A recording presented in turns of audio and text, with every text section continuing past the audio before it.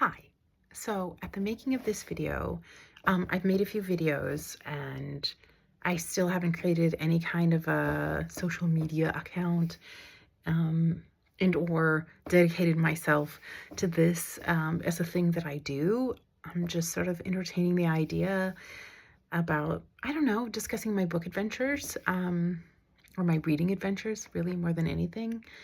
Um, Maybe with a community.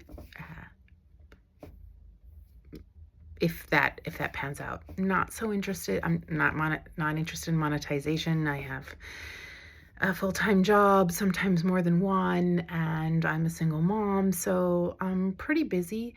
So in as much as anything, this is a hobby, and I love being a reader. I love being a reader because it's so personal and you can take it and do it everywhere. And maybe because it's become such a personal hobby of mine, I'm just looking for a way to be in community with it. I haven't been in a book club for many, many years, and have a lot of thoughts around that maybe I'll share in a video or not. In any case, what I'm going to talk about today is my upcoming TBR. So generally I read around 5 books a week, sometimes more, sometimes less. Don't worry about it. Like, my goals aren't time binding. That almost feels really inauthentic to a reader who just reads out of sheer passion and pleasure, which is what I'm really focusing my reading on now, and why I'm primarily focusing on fiction. So more or less for the next week, here are the books that I plan to read. I usually come up with a little sort of challenge to myself just to keep it fun. Sometimes it's based on arbitrary things like what you'd see in book bingos. This particular one is to get some books off my shelf that have been there for maybe a little over a month. Until recently, I had about a 10 to 15 book buffer, and I read and I exchanged and I read and I exchanged, and I was really trying to keep it within, like, I could have all of these books wrapped up in the next couple of weeks or have some to take on a travel with me, and was being really minimalist. I've kind of switched, maybe because I lost control, but also because I traveled to other states and went to I had different opportunities to get books, either out of charity or for free, out of charity shops or for exchanging with the free book boxes, or somebody gave them to me. So now I'm maybe happy about some abundance and some variety, that I can just have some more variety when I make my little weekly challenges. The weekly challenges are just that. They're just suggestions to kind of keep myself in a little bit of novel engagement. If for any reason I don't think that I'm going to finish that week's challenge, I don't feel any kind of a way. I have a really hard time DNFing a book. I kind of, even if it means skimming, want to try to see it through to understand the bigger picture. I'm kind of a global thinker anyway. So, for example, I have a book recently, the font I just can't do. It's just giving me a headache. Like, the font I can't do. Not the storyline, not anything, just the font.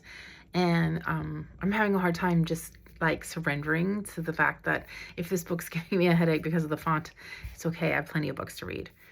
That was all an aside. Let me get back to the point. This is my next week and or so's TBR. Again, just based on stuff that's been on my shelf, kind of tidying up and starting over with when I just started to embrace more abundance and minimalism. So getting these off in the spirit of that. The first one, and 100% of these, all of these came from Little Free Library neighborhood book boxes. So just to be clear, the Little Free Libraries are not the public library, although they have some maybe grants through an indoor association with public libraries. They're in neighborhoods, they're little book boxes in neighborhoods that have stewards, and people in the neighborhood are passing by, trade books as I do. So all of these books came on a direct trade, some from a neighborhood close to mine, like walking distance, some I went on a little adventure to try to see what kind of books were out there, carried my little bag of trading books with me. The first book that I plan to read is a thriller. And I'm glad it's a thriller because it's large, and I normally don't like to commit to bigger books. I don't know.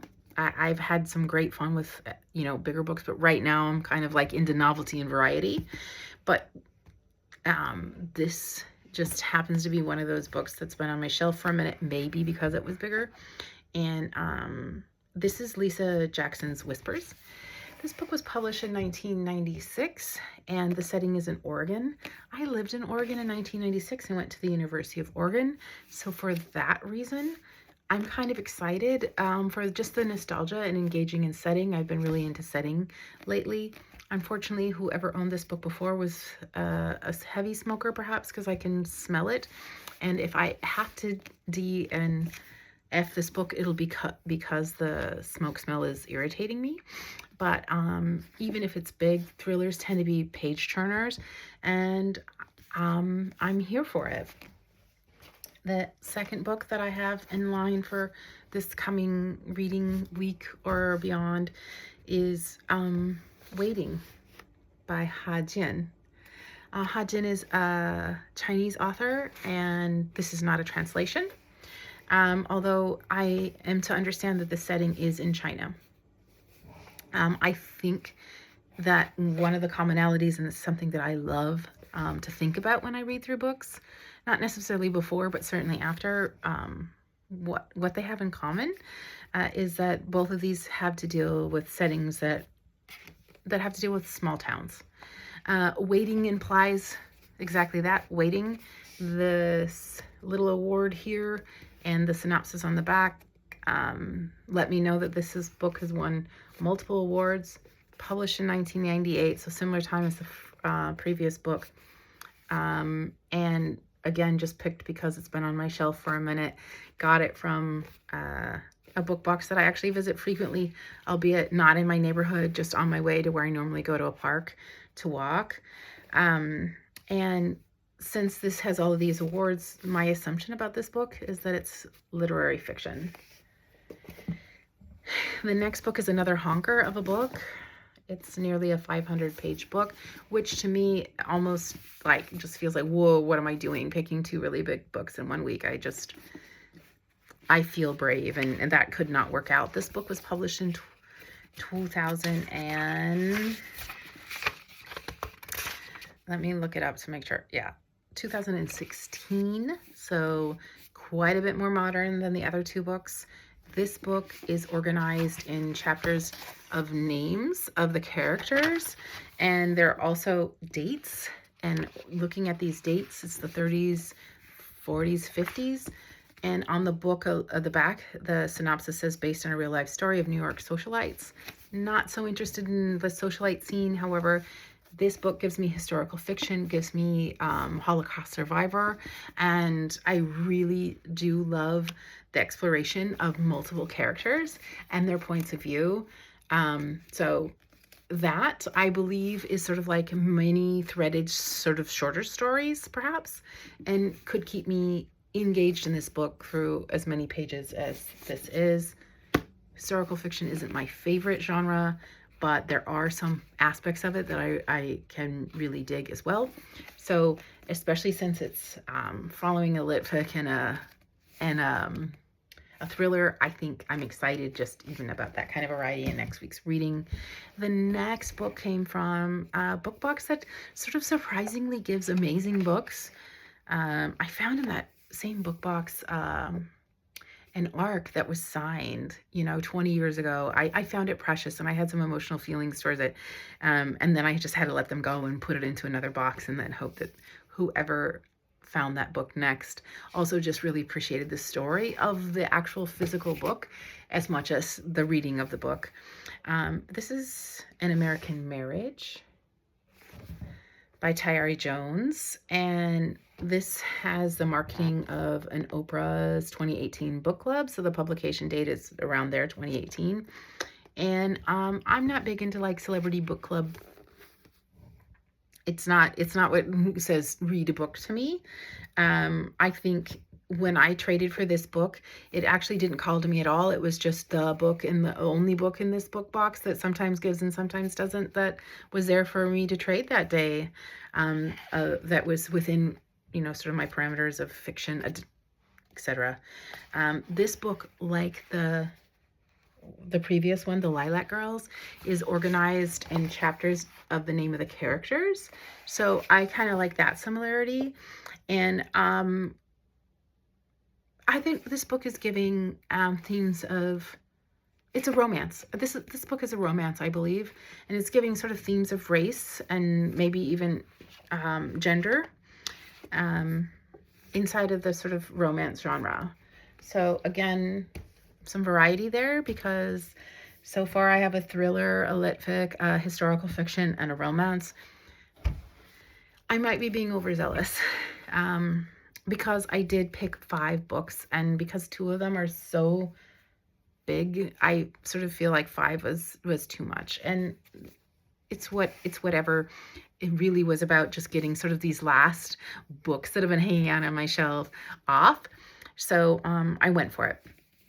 The last book is a small paperback, and I have to be honest, like, I judge small paperbacks when I go to the little free libraries. I'm like, I'm not even gonna look at the small paperbacks. Those are like the things that I'm not even gonna pay attention to. I think what called to me is that I saw Istanbul on the front of this book when I was rummaging through the little free library book box.